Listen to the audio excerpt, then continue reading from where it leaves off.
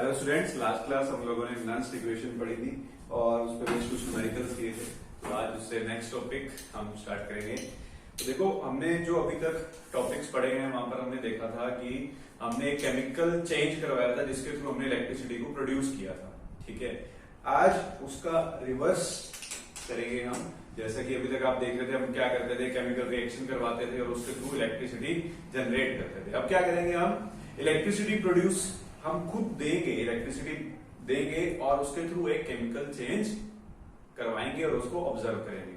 ठीक है, तो ये देखने से पहले कुछ इंपॉर्टेंट टर्म्स हैं जो हमें पढ़नी है।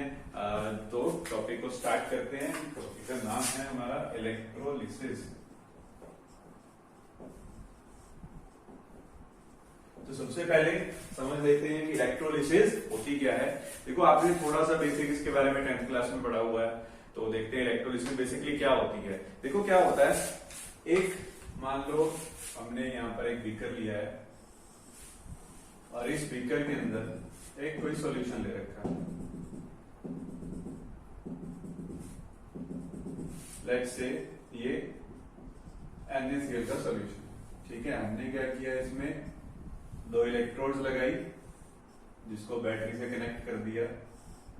ठीक है, तो एक होगी आपकी पॉजिटिव इलेक्ट्रोड और एक हो जाएगी नेगेटिव। इस केस में जो पॉजिटिव इलेक्ट्रोड होती है उसको हम बोलते हैं एनोड। अब आपको जैसे हमने पहले भी बताया था, जो हमने गैल्वेनिक सेल पढ़ा था वहां पर एनोड नेगेटिव होता था, बट यहाँ पर जो है एनोड पॉजिटिव होगा और कैथोड जो है वो नेगेटिव होगा। ठीक है जी, तो ये आपको चैप्टर की स्टार्टिंग में भी मैंने बताया था कि जो एनोड है वो पॉजिटिव और नेगेटिव दोनों तरीके से बिहेव कर सकता है, डिपेंड करता है कि वो किस तरीके का प्रोसेस शो कर रहा है। ठीक है, अब देखो यहां पर क्या है, जैसे मान लो आपने यहां पर मोल्टन NaCl लिया है, NaCl को मेल्ट कर लिया, उसका एक सॉल्यूशन बनाया और यहां पर हमने डाल दिया। तो इलेक्ट्रोलिसिस क्या है, देखो जैसे ही आप इसमें से इलेक्ट्रिसिटी को पास करोगे तो ये जो NaCl है, NaCl will ionize into its ions, that is Na positive and Cl minus। तो NaCl जो है वो आयोनाइज हो जाएगा किसमें, Na positive and Cl minus के अंदर। अब देखो, जो पॉजिटिव आयन होता है, आपको मालूम है पॉजिटिव आयन को हम क्या बोलते हैं, कैटायन बोलते हैं, और जो नेगेटिव आयन होता है उसे हम क्या बोलते हैं, अनायन बोलते हैं। ये आप सभी ने पढ़ा है, पॉजिटिव आयन को कैटायन बोलते हैं और नेगेटिव आयन को अनायन बोलते हैं। अब देखो, इस सॉल्यूशन के अंदर NaCl प्रेजेंट था और NaCl जो है वो ब्रेक हो चुका है किसके अंदर, Na positive and Cl minus के अंदर। अब ये जो पॉजिटिव आयन है, यहां पर पॉजिटिव आयन क्या करेगा, माइग्रेट करना स्टार्ट करेगा towards the negatively charge electron. Obviously बात है, पॉजिटिव नेगेटिव एक दूसरे को क्या करेंगे, अट्रैक्ट करेंगे। तो जो पॉजिटिव आयन है that is a cation, cation will start moving towards the cathode and अनायन जो कि नेगेटिवली चार्ज है will start moving towards the anode. ठीक है, तो होता क्या है, बेसिकली जो हमारा कैटायन है, कैटायन जो होता है ये कैथोड की तरफ मूव करना स्टार्ट कर देता है और जो अनायन है, अनायन क्या करेगा, एनोड की तरफ मूव करना स्टार्ट कर देगा। सो यही जो माइग्रेशन है कैटायन और अनायन की टुवर्ड्स पॉजिटिवली चार्ज इलेक्ट्रोड्स, इसी फिनोमिना या इसी प्रोसेस को हम क्या कहते हैं, इलेक्ट्रोलिसिस बोलते हैं। ठीक है, सो बेसिकली इलेक्ट्रोलिसिस क्या है, it is the migration of ions toward the oppositely charge electrodes. ठीक है, तो इसको डिफाइन कर लेते हैं, what is electrolysis. This is a phenomena या this is a process in which ions, that is cation and anions, starts moving towards oppositely charged electrons, that is cation toward cathode and anion toward anode.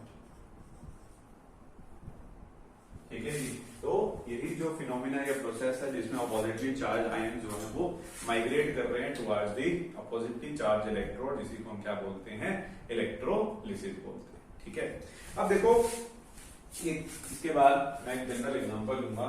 यहाँ पर let's say हमने यहाँ पर जैसे NaCl की ionisation करवाई, अब इसी एग्जांपल को चलो कंटिन्यू कर लेते हैं। अब यहाँ पर जो है एनोड पर, जैसा कि हमने अभी बात करी, एनोड पर जो है अनायन मूव करके पहुंच गया। अनायन कौन है यहाँ पर, Cl-, तो एनोड पर जो है Cl- पहुंच गया, और जो हमारी कैथोड है, कैथोड पर हमारा कटायन यानी कि Na पॉजिटिव पहुंच गया। ठीक, अभी करेंगे क्या यहाँ पर जाकर के, जैसे कि आप सभी को मालूम है एनोड पर क्या होता है, कौन सा प्रोसेस चलता है, ऑक्सीडेशन का, और कैथोड पर कौन सा प्रोसेस चलता है, रिडक्शन का, ये हमें मालूम है। ठीक है, और oxidation means loss of electron and reduction means gain of electron. तो एनोड के ऊपर जो है Cl- पहुंच चुका है, तो Cl- क्या करेगा, यहाँ पर जाकर के ऑक्सीडेशन यानी कि इलेक्ट्रॉन लूज करेगा। तो Cl- अगर इलेक्ट्रॉन लूज करता है तो किसमें कन्वर्ट हो जाएगा, Cl न्यूट्रल के अंदर, और एक इलेक्ट्रॉन लूज कर देगा। और ये जो Na पॉजिटिव है, Na पॉजिटिव क्या करेगा, कैथोड पर जाकर के रिड्यूस होगा यानी कि इलेक्ट्रॉन गेन करेगा। तो ये क्या करता है, एक इलेक्ट्रॉन गेन कर लेता है और न्यूट्रल Na के अंदर कन्वर्ट हो जाएगा। ठीक है, तो ये जो चेंज आया इनके अंदर, कटायन और अनायन ने क्या किया, एक इलेक्ट्रॉन लूज करके न्यूट्रल बनाया, और कटायन ने एक इलेक्ट्रॉन गेन करके न्यूट्रल बनाया। तो इस चेंज को हम बोलते हैं प्राइमरी चेंज। ये दोनों जो यहाँ पर चेंज आए हैं, इन चेंजेस को हम क्या बोलते हैं, प्राइमरी चेंज। ठीक है, तो जो पहला चेंज आया इन कटायन और अनायन में बाय दी गेन और लॉस ऑफ इलेक्ट्रॉन, उसको हम क्या बोलते हैं, प्राइमरी चेंज बोलते हैं। अब ये जो यहाँ पर Cl है, ये Cl क्या करेगा, दो Cl मिल करके क्या बनाएंगे, Cl2 बनाएंगे। ठीक है, तो दो क्लोरीन एटम मिल करके क्लोरीन मॉलिक्यूल बना रहे हैं यहाँ पर। तो इस चेंज को, ये जो चेंज आया यहाँ पर, इस चेंज को हम क्या बोलते हैं, सेकेंडरी चेंज। ठीक है, तो दोनों चेंजेस को ध्यान दीजिए। पहला चेंज प्राइमरी चेंज, जिसमें क्या हुआ, अनायन ने एक इलेक्ट्रॉन लूज करके अपने एटम के अंदर, न्यूट्रल एटम के अंदर कन्वर्ट हो गया, और यहाँ पर जो है कटायन एक इलेक्ट्रॉन गेन करके न्यूट्रल एटम के अंदर कन्वर्ट होता है। तो इसको तो हम प्राइमरी चेंज बोलते हैं। आफ्टर दी प्राइमरी चेंज होने के बाद जो यहाँ पर हमारे पास न्यूट्रल एटम है, वो कंबाइन करके अपने जैसे के साथ या किसी दूसरे के साथ कंबाइन करके अगर मॉलिक्यूल या कोई कंपाउंड की फॉर्मेशन कर रहा है, तो इस चेंज को हम क्या कहते हैं, सेकेंडरी।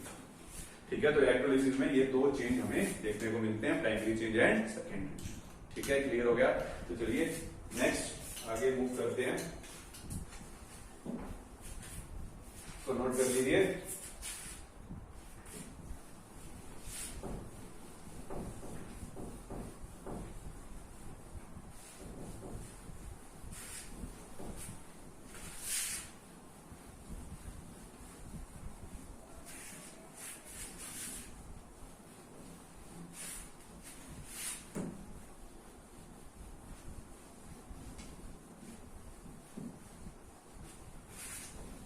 देखो, इसके बाद जैसा कि अभी हमने यहां पर इलेक्ट्रोलिसिस करी NaCl की, जो कि फ्यूज्ड NaCl था, मोल्टन NaCl था। देखो, अगर आपके पास कोई इलेक्ट्रोलाइट ऐसा है, इलेक्ट्रोलाइट मतलब जो आप यूज कर रहे हो, जिसको आप आयोनाइज करवा रहे हो, तो हम इलेक्ट्रोलाइट बोलेंगे। तो इलेक्ट्रोलाइट जो आपके पास है, अगर वो सॉलिड फॉर्म में हो तो क्या वो आयोनाइज होगा, जी नहीं, आंसर इज नो। अगर आपने सॉलिड इलेक्ट्रोलाइट लिया है तो वो कभी भी आयोनाइज नहीं होगा। क्यों नहीं होगा भाई, क्योंकि उसके पास जो फोर्सेज ऑफ अट्रैक्शन है, उसके पास जो बाकी के मॉलिक्यूल्स प्रेजेंट है, उसको स्ट्रांगली हेड करके रखते हैं, तो उसको वो आयोनाइज नहीं होने देंगे। तो सॉलिड NaCl कभी भी आयोनाइज नहीं होगा। पहली बात, सिर्फ NaCl नहीं, जो भी आपके पास इलेक्ट्रोलाइट आपने लेना है वो सॉलिड फॉर्म में नहीं लेना है, या तो मोल्टन फॉर्म में लोगे या फिर एक्वस फॉर्म में लोगे। ठीक है, अब इसके बाद अगर मान लो आपके पास इलेक्ट्रोलिसिस हमने अभी स्टडी करी ऑफ फ्यूज्ड NaCl की हमने देखी थी, या मोल्टन NaCl जिसे हमने बोला था। अगर आपके पास एक्वस मीडियम है, कोई aqueous, let's say aqueous Na, तो इसकी इलेक्ट्रोलिसिस को अगर हम ऑब्जर्व करते हैं तो देखिए क्या करें। देखो सबसे पहली चीज, इसका भी सेटअप वही सेम रहेगा। एक बीकर लेंगे, यहाँ पर हमने NaOH का एक सॉल्यूशन बना लिया है। NaOH को वाटर में डाल के उसका एक सॉल्यूशन बनाया है। इसमें भी वही किया हमने, 2 इलेक्ट्रोड्स लगाई हैं, बैटरी से कनेक्ट कर दिया है। ये हमारी पॉजिटिव चार्ज इलेक्ट्रोड और ये नेगेटिव चार्ज। तो ये जो है हमारा क्या है, एक्वस NaOH। ठीक है, अब NaOH की अगर हम एक्वस NaOH की अगर हम इलेक्ट्रोलिसिस करेंगे तो देखिए क्या फर्क पड़ेगा। यहाँ पर एक्वस NaOH का मतलब क्या है कि यहाँ पर आपके पास 2 चीजें हैं। क्या क्या? एक्वस का मतलब क्या है, यहाँ पर आपके पास NaOH के साथ साथ वाटर भी प्रेजेंट है। तो अगर इसकी आप इलेक्ट्रोलिसिस करोगे तो इलेक्ट्रोलिसिस में NaOH जो है वो तो आयोनाइज होगा ही Na पॉजिटिव और OH माइनस के अंदर, बट उसके साथ साथ जो यहाँ पर वाटर प्रेजेंट है, वाटर भी आयोनाइज होगा H positive and OH minus. तो कोई भेदभाव नहीं है, वाटर है तो वो भी ऑब्वियसली आयोनाइज होगा अगर आप इलेक्ट्रिसिटी पास करोगे तो, और NaOH डालोगे तो वो भी आयोनाइज होगा। तो एक्वस NaOH यहाँ पे हमारे पास 2 चीजें बन गई हैं, अब 2 कटायन है और 2 अनायन। ठीक है, अब देखो होगा क्या। अब इस सॉल्यूशन के अंदर हमारे पास Na पॉजिटिव प्रेजेंट है, H पॉजिटिव प्रेजेंट है और उसके साथ OH माइनस प्रेजेंट है। OH को इन दोनों में कॉमन ही हो गया। देखो अब क्या होगा, जो हमारी एनोड है, एनोड पर ये अनायन मूव करना स्टार्ट करेगा। एनोड पर जो है OH माइनस पहुंच गया। ठीक है, एनोड पर क्या होती है, ऑक्सीडेशन यानी कि loss of electron. OH minus जो है यहाँ पर 4OH माइनस ये ऑक्सीडाइज होंगे और क्या बनाते हैं ये, oxygen 2H2O and will lose 2 electrons. ठीक है, तो ये बन जाता है, ये तो होगी OH की ऑक्सीडेशन की। OH माइनस जब ऑक्सीडाइज होता है तो वो ये चीजें बनाएगा O2 H2O एंड 2 इलेक्ट्रॉन। ठीक है, अब बात करते हैं यहाँ पर कैथोड, जहां पर कटायन पहुंचा है। अब कटायन जो है यहाँ पर 2 हैं, एक तो Na पॉजिटिव है और एक H पॉजिटिव है। तो सवाल यहाँ पर ये उठता है, क्या ये दोनों रिड्यूस हो जाएंगे? तो आंसर है नो, ये दोनों रिड्यूस नहीं होंगे। इन दोनों में से कोई एक ही रिड्यूस होगा, दोनों रिड्यूस नहीं होंगे। तो अब दोनों में से एक को रिड्यूस करना है तो सवाल ये उठता है भाई किसको करें रिड्यूस। ठीक है, तो अब इन दोनों में से कौन सा आयन रिड्यूस होगा, उसके लिए हमें एक थ्योरी पढ़नी पड़ेगी जिसका नाम है preferential discharge theory. Preferential discharge theory, very important theory from competition point of view. Competition point of view से बहुत इंपॉर्टेंट थ्योरी है, क्योंकि हमें बताती है कि जब आपके पास एक से ज्यादा आयन्स हो तो उसमें से किसको डिस्चार्ज करोगे। डिस्चार्ज होने का मतलब क्या है, जैसे यहाँ पर OH माइनस से डिस्चार्ज हो गया किसमें, O2 H2 और 2 इलेक्ट्रॉन में से। अब इन दोनों में से होना तो किसी एक को है, तो कौन होगा वो हमें बताएगी ये वाली थ्योरी।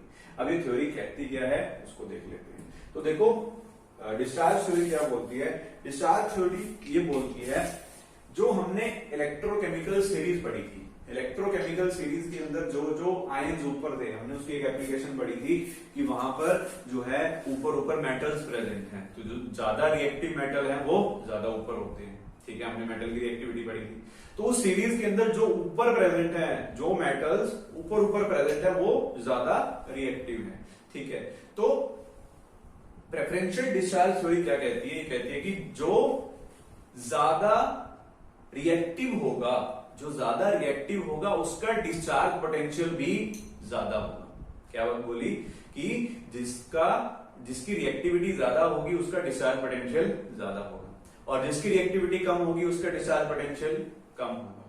ठीक है, और दूसरी इंपॉर्टेंट चीज, पहली इंपॉर्टेंट चीज तो ये बोली कि जो रिएक्टिव ज्यादा है उसका डिस्चार्ज पोटेंशियल ज्यादा है, जो रिएक्टिव कम है उसका डिस्चार्ज पोटेंशियल कम है। अब दूसरी इंपॉर्टेंट चीज वो ये कि जिसका डिस्चार्ज पोटेंशियल कम होता है, जिसका डिस्चार्ज पोटेंशियल कम होता है वो डिस्चार्ज होगा। समझे बात को, कि जिसका डिस्चार्ज पोटेंशियल कम होगा वो डिस्चार्ज होगा, यानी कि जिसकी रिएक्टिविटी कम होगी वो डिस्चार्ज होगा। समझ में आई बात? ठीक है, जैसे यहाँ पर OH माइनस जो डिस्चार्ज हुआ है, अब Na पॉजिटिव और H पॉजिटिव में से कौन डिस्चार्ज होगा? जिसकी रिएक्टिविटी कम होगी, यानी जिसका डिस्चार्ज पोटेंशियल कम होगा, वो डिस्चार्ज होगा। ठीक है, तो दो बातें बोली इसने प्रेफरेंशियल डिस्चार्ज थ्योरी में। पहली बात तो ये, more is the reactivity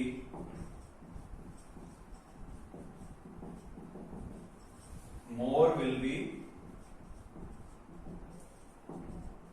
its discharge potential।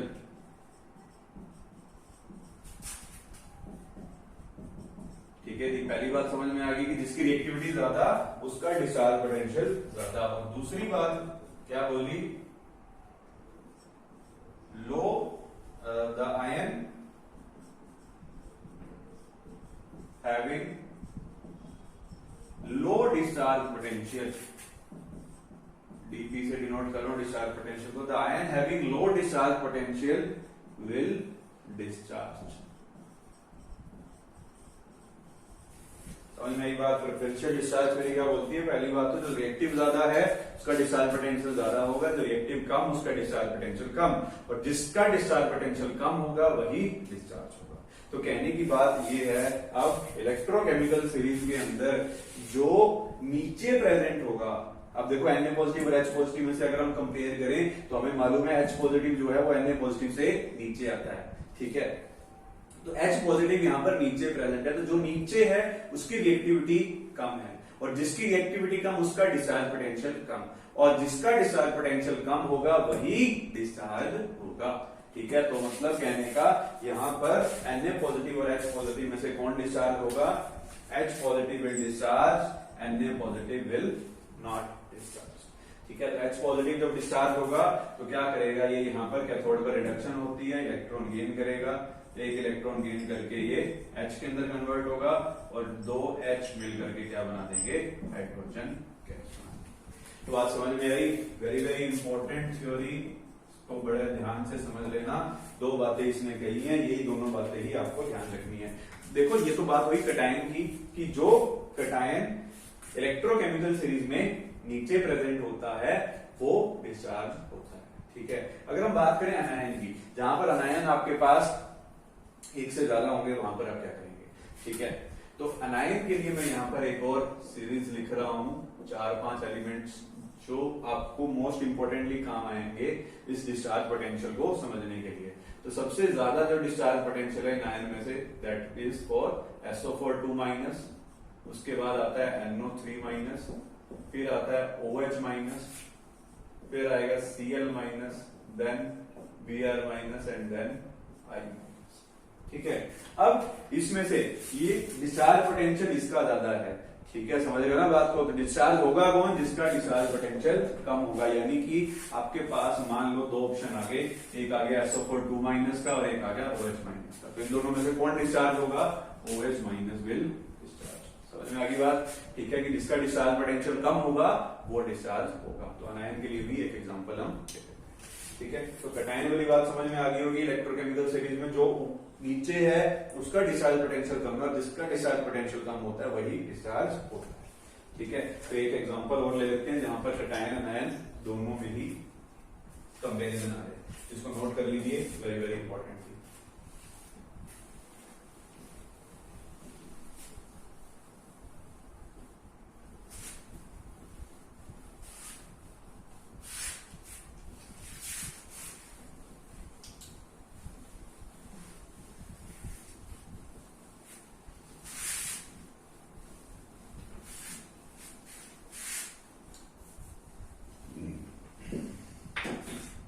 देखिए, अब एक एग्जांपल लेते हैं हम यहाँ पर, इलेक्ट्रोलिसिस ऑफ एक्वस NaCl।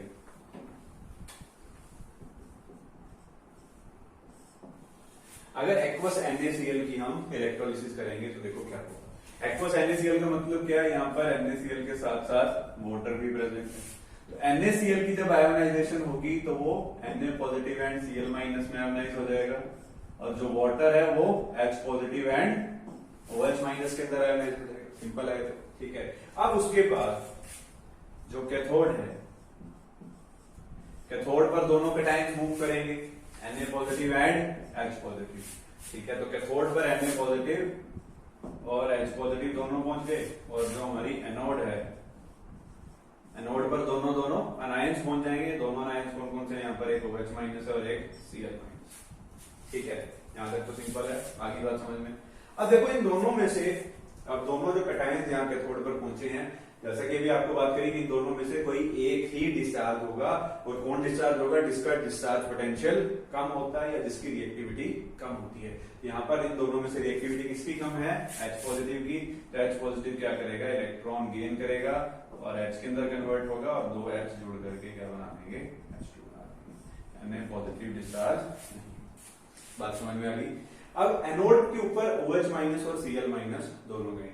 अब इन दोनों में से किसका डिस्चार्ज पोटेंशियल कम था, अभी मैंने वहां पर सीरीज लिखी थी, तो इन दोनों में से किसका डिस्चार्ज पोटेंशियल कम है, Cl माइनस का। तो Cl माइनस क्या करेगा, यहाँ पर इलेक्ट्रॉन लूज करेगा और Cl के अंदर कन्वर्ट हो जाएगा, और दो क्लोरीन मिल करके क्या बना देंगे, Cl2, OH माइनस यहाँ पर डिस्चार्ज, ठीक है। तो प्रेफरेंशियल डिस्चार्ज थ्योरी को यूज करके आप इस तरीके की प्रॉब्लम्स को सॉल्व कर सकते हैं। यहाँ पर आपसे क्वेश्चन कुछ इस तरीके से पूछे जाते हैं, मान लो कॉम्पिटिटिव एग्जाम्स में कुछ ऐसे क्वेश्चन आ जाते हैं कि आपसे पूछ लेगा कि इलेक्ट्रोलिसिस करी हमने एक्वस NaCl की, तो बताइए एनोड के ऊपर या कैथोड के ऊपर कौन सी गैस लिबरेट हो रही है, ठीक है। तो यहाँ पर आप देख सकते हो कैथोड के ऊपर जो है हाइड्रोजन गैस लिबरेट होती है जब आप एक्वस NaCl की इलेक्ट्रोलिसिस करते हो, और एनोड के ऊपर क्लोरीन गैस लिबरेट होती है। तो प्रेफरेंशियल डिस्चार्ज थ्योरी अगर आपको क्लियर होगी तभी आप इस जैसे क्वेश्चंस का आंसर दे पाओगे, ठीक है। तो इस तरीके से आपने प्रेफरेंशियल डिस्चार्ज थ्योरी को यूज करना है। तो सिंपल सी चीज जो याद रखोगे वो ये कि जिसकी रिएक्टिविटी कम उसका डिस्चार्ज पोटेंशियल कम, और जिसका डिस्चार्ज पोटेंशियल कम वही डिस्चार्ज होगा, ठीक है। नेक्स्ट, इसके बाद नेक्स्ट टॉपिक में मूव करते हैं।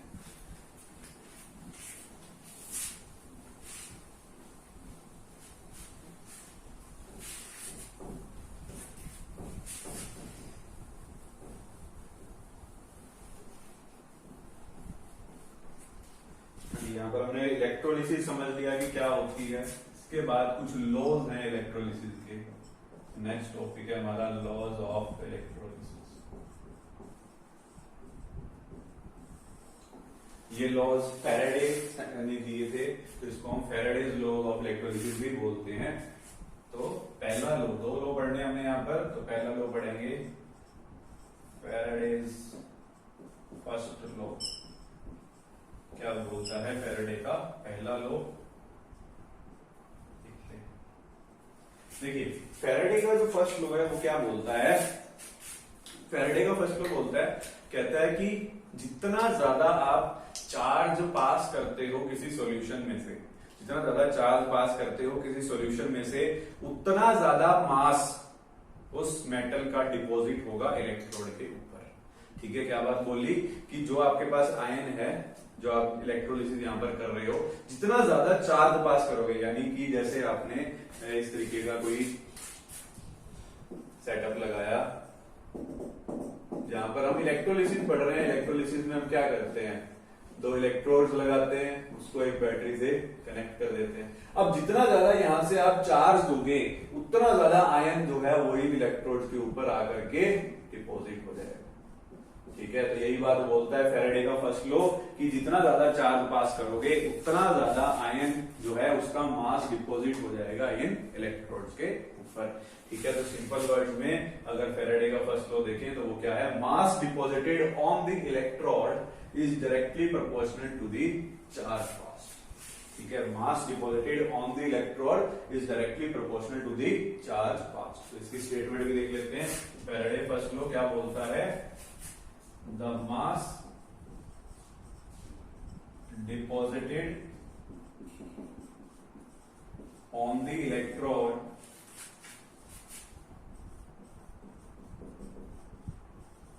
is directly proportional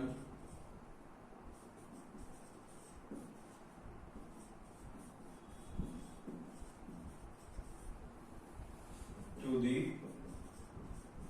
charge passed,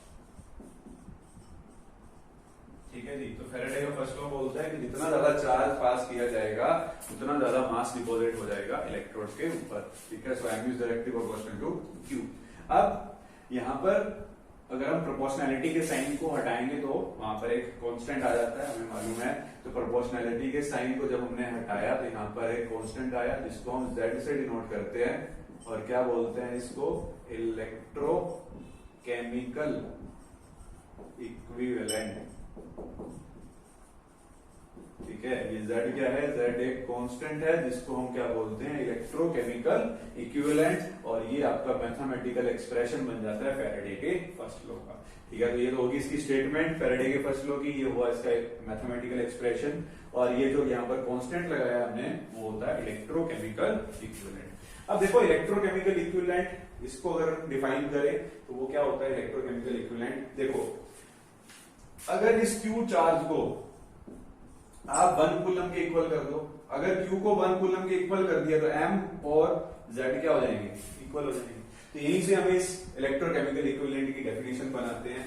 तो डेफिनेशन क्या बनती है, इंपॉर्टेंट डेफिनेशन है, आगे इसका अभी यूज करेंगे हम। तो ध्यान दीजिएगा क्या है कि चार्ज को जब आप 1 कूलम कर देते हो तो जो मास डिपॉजिट होता है इलेक्ट्रोड के ऊपर वो Z यानी कि इलेक्ट्रोकेमिकल इक्विवेलेंट के इक्वल होता है, ठीक है। तो इलेक्ट्रोकेमिकल इक्विवेलेंट क्या हो गया, when 1 coulomb charge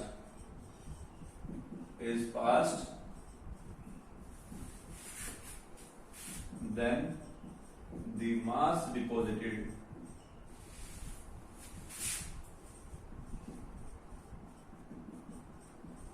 on the electrode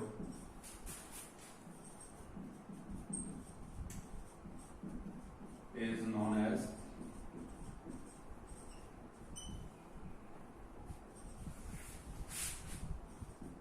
electrochemical equivalent, ठीक है जी।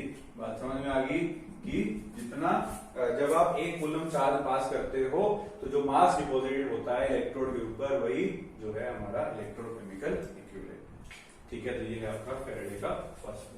अब इसके बाद जो Z है इसकी वैल्यू को अगर हम डिफाइन करने जाएं कि इसको हम थोड़ा सा और मॉडिफाई करेंगे, इसके मैथमेटिकल एक्सप्रेशन को कैसे करेंगे उसके लिए आपको याद करना होगा, हमने फैराडेज कांस्टेंट के बारे में बात करी थी, ठीक है। फैराडेज कांस्टेंट क्या होता है, the charge carried by the 1 mole of electron, 1 mole of electron जितना चार्ज कैरी करते हैं उसको हम क्या बोलते हैं, 1 फैराडे चार्ज कहते हैं, ठीक है। उससे इसको कैसे लिंक करेंगे, देखो एक स्टेटमेंट है फैराडेज कांस्टेंट के बारे में, वो यहां पर ध्यान दीजिएगा। वो क्या होती है कि जब एक फैराडे चार्ज पास किया जाता है किसी सॉल्यूशन में से, याद रखिए कि जब एक फैराडे चार्ज पास किया जाता है किसी सॉल्यूशन में से तो इलेक्ट्रोड के ऊपर जो है उसका इक्विवेलेंट मास डिपॉजिट हो जाता है। क्या बोले, जब 1 कूलम चार्ज पास किया जाएगा किसी सॉल्यूशन के अंदर से तो जो मास डिपॉजिट होगा वो किसके इक्वल होगा, उसके इक्विवेलेंट मास के डिपॉजिट इक्वल होगा, ठीक है। क्या बात बोली, देखिए सबसे पहली चीज तो पहले फैराडे, 2 चीजें मैंने मिक्स कर दी, एक एक करके देखते हैं दोनों को। सबसे पहली चीज तो 1 फैराडे को अगर मैं डिफाइन करूं तो 1 फैराडे क्या होता है, charge carried by 1 mole of electrons, ठीक है। और ये किसके इक्वल होता है, 1 Faraday is equal to 96,500 coulomb. तो ये चीज हमने पढ़ी, ठीक है। और दूसरी चीज, एक और चीज जो मैं यहां पर बोल रहा हूं इसके साथ साथ, वो क्या है कि जब आप 1 कूलम चार्ज एक फैराडे चार्ज जब आप पास करते हो किसी सॉल्यूशन में से तो जो मास डिपॉजिट होता है इलेक्ट्रोड के ऊपर वो उसके इक्विवेलेंट मास के इक्वल होता है, ठीक है। क्या बात बोली, एक तो ये चीज होगी, फैराडे को हमने डिफाइन किया। दूसरी चीज जो मैं यहां पर स्टेटमेंट लिख रहा हूं ये भी बहुत इंपॉर्टेंट है, when 1 Faraday charge is passed then equivalent mass is deposited on electron, equivalent mass of ion, जो भी आप आयन वहां पर लोगे उसका इक्विवेलेंट मास जो है वो डिपॉजिट हो जाएगा इलेक्ट्रोड के ऊपर। ठीक है, अब यहां से देखो हम इस मैथमेटिकल एक्सप्रेशन को थोड़ा और मॉडिफाई करेंगे। अभी हमने बात करी थी when 1 Faraday charge is pass then equivalent mass of the ion is deposited on the electrode. ठीक है, हमने क्या बोला कि जब एक फेराडे किसके इक्वल है 96,500 के, तो जब 96,500 कूलम चार्ज पास किया जाता है, when 96,500 coulomb charge is passed, then equivalent mass is deposited। बोलो बात वही है, हमने क्या बोला, एक फेराडे चार्ज जब पास करोगे तो इक्विवेलेंट मास डिपॉजिट हो जाएगा। ठीक है, तो 96,500 कूलम यानी कि 1 फेराडे पास किया तो इक्विवेलेंट मास डिपॉजिट हो गया। अब अगर 1 कूलम चार्ज पास करें तब क्या होगा, इक्विवेलेंट मास बाय 96,500 इतने ग्राम डिपॉजिट हो जाएगा। बोलो बात समझ में आ रही है? क्या किया हमने, 96,500 कूलम जब पास किया तो इक्विवेलेंट मास डिपॉजिट हो रहा था, जब 1 कूलम पास करोगे तो E बाय यानी इक्विवेलेंट वेट बाय 96,500 ग्राम इतना डिपॉजिट हो जाएगा। ठीक है, अब देखो यहां पर हमने इस कांस्टेंट को Z को डिफाइन किया था। क्या डिफाइन किया था, व्हेन 1 कूलम चार्ज इज पास। अभी आपको बोला था ये यूज होगा आगे, क्या है, when 1 coulomb charge is pass then the mass deposited on the electrode is known as electrochemical equivalent. जब आप 1 कूलम को पास करते हो तो जो मास डिपॉजिट होता है वो इलेक्ट्रोकेमिकल इक्विवेलेंट के इक्वल होता है। अब हमने यहाँ पर क्या किया, 1 कूलम चार्ज पास किया तो इतना मास डिपॉजिट हो रहा है, यानी कि ये जो है इक्वल किसके हो गया, Z के इक्वल हो गया। आज समझ में आ रही है? आपको क्या बोला था, जब 1 कूलम चार्ज पास होगा तो जो मास डिपॉजिट होगा वही हमारा इलेक्ट्रोकेमिकल इक्विवेलेंट है। अब यहाँ पर हमने 1 कूलम चार्ज पास कर दिया तो इतना मास डिपॉजिट हो रहा है, यानी कि ये क्या है, आपका Z है। ठीक है, अब इस Z को उठा करके हम इस जो मैथमेटिकल एक्सप्रेशन हमने यहाँ पर लिखा था उसमें पुट कर देंगे, तो क्या बन जाएगा, M is equal to E by 96,500 into में Q। और आप सभी को मालूम है Q जो होता है वो इक्वल होता है किसके, करंट इंटू टाइम के। कितने टाइम के लिए कितना करंट आप पास कर रहे हो वो किसके इक्वल है, चार्ज के इक्वल है। तो यहाँ पर एक और Q को अगर आप रिप्लेस कर दो IT से तो क्या रिलेशन बन जाएगा, E इंटू आई इंटू टी बाय 96,500। तो ये जो है आपका मैथमेटिकल एक्सप्रेशन ये यूज होगा आपके न्यूमेरिकल में। ठीक है, ये भी हो सकता है ये भी हो जाए, हो सकता है ये भी हो जाए, इन तीनों में से कोई भी हो सकता है। तीनों मैथमेटिकल एक्सप्रेशन आपको याद रखने हैं। तो यहाँ पर ये जो मैंने 2-3 चीजें आपको समझाई हैं उसको समझाने का मोटिव सिर्फ इतना था कि ये जो रिलेशन है ये कहाँ से आया। ठीक है, अगर आपको नहीं याद रखना है ये तो आप डायरेक्ट रिलेशन भी याद रख सकते हो। ठीक है, तो ये हो गया आपका फैराडे का फर्स्ट लॉ। नेक्स्ट इसके बाद बात करते हैं फैराडे के सेकंड लॉ के बारे में, इसको नोट कर लीजिए।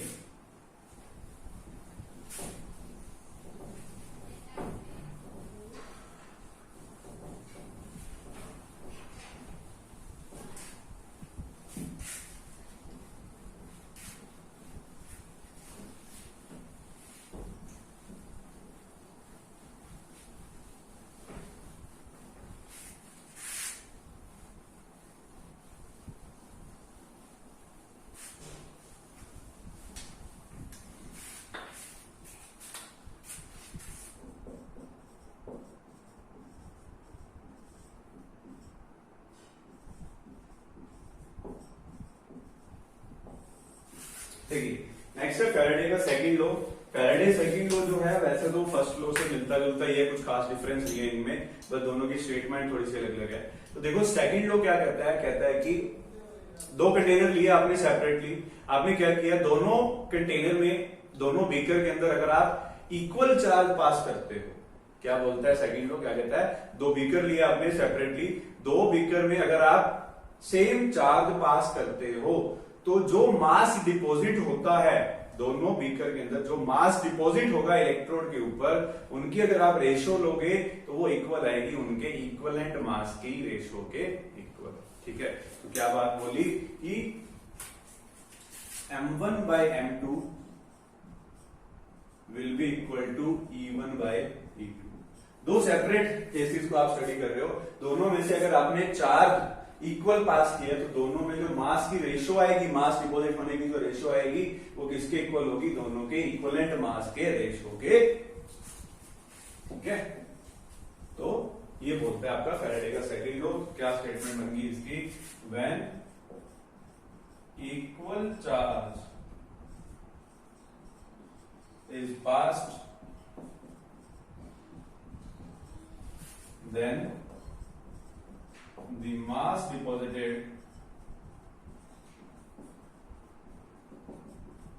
on the electrodes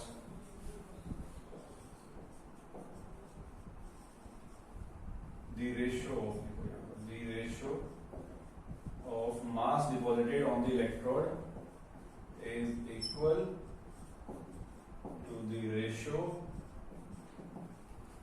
of their equivalent weight। ठीक है, बात समझ में आ गई कि दो सेपरेट केस चल रहे हैं यहाँ पर। दोनों में से अगर आपने सेम चार्ज पास किया है तो वहां पर जो उन दोनों इलेक्ट्रोड्स के ऊपर मास डिपॉजिट होगा उसकी अगर आप रेशियो लोगे तो वो किसके इक्वल आ जाएगी? इक्विवेलेंट मास के इक्वल आ जाएगी। अब ये फर्स्ट लॉ से कैसे रिलेटेड है देखो, वहां से भी इसको डिराइव कर सकते हैं। कैसे डिराइव करोगे देखो, फर्स्ट लॉ की स्टेटमेंट हमने अभी पढ़ी थी, क्या थी? M is equal to ZQ, ये था पहला law, first law of Faraday.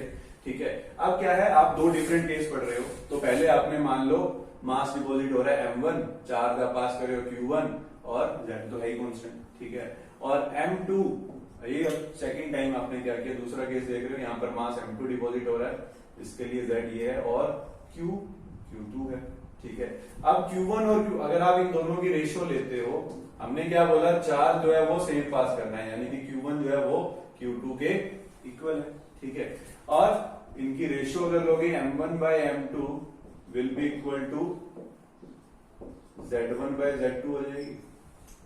ठीक है, Z किसके इक्वल होता है? Z is equal to E यानी कि इक्विवेलेंट वेट डिवाइडेड बाय 96,500, अभी पढ़ा था हमने। ठीक है, इसको डिस्प्लेस कर दो, Z1 की जगह पर क्या आ जाएगा? M1 by M2 is equal to Z1 by 96,500, sorry, E1 by 96,500 divided by E2 divided by 96,500। ठीक है, तो 96,500 से ये कैंसिल हो जाएगा, तो क्या बन गया? वही रिलेशन आ गया, M1 by M2 is equal to E1 by E2, वही जो हमने ऊपर लिखा है। तो पहले ये रिलेशन बनाया गया, फिर इसको हमने डिफाइन कर दिया, तो ये हो जाता है आपका फैराडे का सेकंड लॉ, जो कि डिराइव आपका फर्स्ट लॉ से ही किया गया है। सिंपल सी बात बोलता है कि जब आप इक्वल चार्ज पास करोगे तो जो मास डिपॉजिट होगा इलेक्ट्रोड के ऊपर, उसकी जो रेशियो होगी वो उसके इक्विवेलेंट मास के रेशियो के इक्वल होगी। ठीक है, तो ये फैराडे का सेकंड लॉ। अब इसमें बेस्ड कुछ न्यूमेरिकल्स हैं, उनको हम नेक्स्ट वीडियो में डिस्कस करेंगे। ठीक है।